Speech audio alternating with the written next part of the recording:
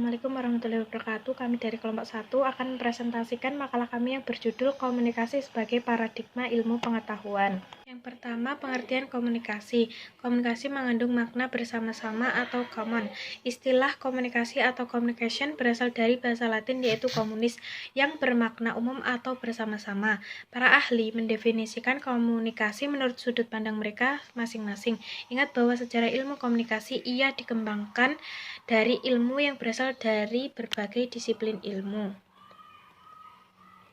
Everett M. Roger dan Lawrence Kincaid menyatakan bahwa komunikasi adalah suatu proses di mana dua orang atau lebih membentuk atau melakukan pertukaran informasi antara satu sama lain, yang pada gilirannya menjadi saling pengertian yang mendalam. Definisi-definisi sebagaimana dikemukakan di atas tentu belum mewakili semua definisi yang telah dibuat oleh para ahli. Namun, paling tidak kita telah memperoleh gambaran tentang apa yang dimaksud komunikasi, sebagaimana diungkapkan oleh Shannon dan Weaver, bahwa komunikasi adalah bentuk interaksi manusia yang saling mempengaruhi satu sama lain, sengaja atau tidak sengaja, dan tidak terbatas pada bentuk komunikasi verbal, tetapi juga dalam hal ekspresi muka, lukisan, seni, dan teknologi. Selanjutnya yaitu komunikasi sebagai ilmu pengetahuan. Komunikasi sebagai ilmu pengetahuan telah muncul di awal abad ke-20 melalui kelompok Chicago. Selain sebagai seni dan keterampilan, komunikasi juga sebagai fenomena ilmu pengetahuan.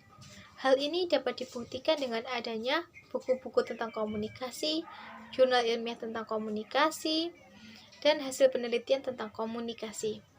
Pengetahuan memiliki kelemahan seperti sifatnya yang tertutup dan kurang berlaku untuk masyarakat luas ataupun orang banyak. Sedangkan ilmu pengetahuan merupakan hal yang sistematis dan tersusun serta isinya dapat dipertanggungjawabkan. Selanjutnya yaitu manfaat komunikasi sebagai ilmu. Dalam pendidikan, manfaat komunikasi sebagai ilmu tentunya akan membuat suasana belajar dan mengajar lebih efektif. Karena komunikasi juga termasuk ke dalam media yang digunakan oleh guru dalam mengajar anak didiknya. Berikut merupakan manfaatnya. Selanjutnya yaitu untuk memotivasi siswa. Yang umum dan media komunikasi adalah motivasi siswa dan motivasi sangat mungkin pembelajaran tidak menghasilkan belajar. Usaha untuk memotivasi siswa seringkali dilakukan dengan menggambarkan sejelas mungkin keadaan di masa depan, di mana siswa perlu menggunakan pengetahuan yang telah diperolehnya. Selanjutnya yaitu sebagai penguatan belajar. Penguatan seringkali disamakan dengan motivasi atau digolongkan dalam motivasi. Penguatan adalah kepuasan yang dihasilkan dari belajar, di mana cenderung meningkatkan kemungkinan siswa merespon dengan tingkah laku yang diharapkan. Penguatan paling efektif beberapa saat setelah respon.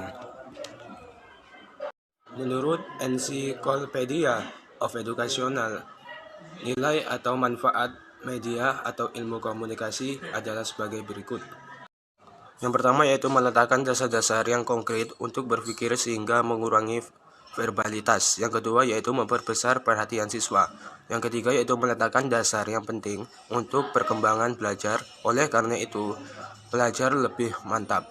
Yang keempat yaitu memberikan pengalaman yang nyata. Yang kelima, membutuhkan pemukiman yang teratur. Yang keenam yaitu membantu tumbuhnya pengertian dan dengan demikian membantu perkembangan bahasa.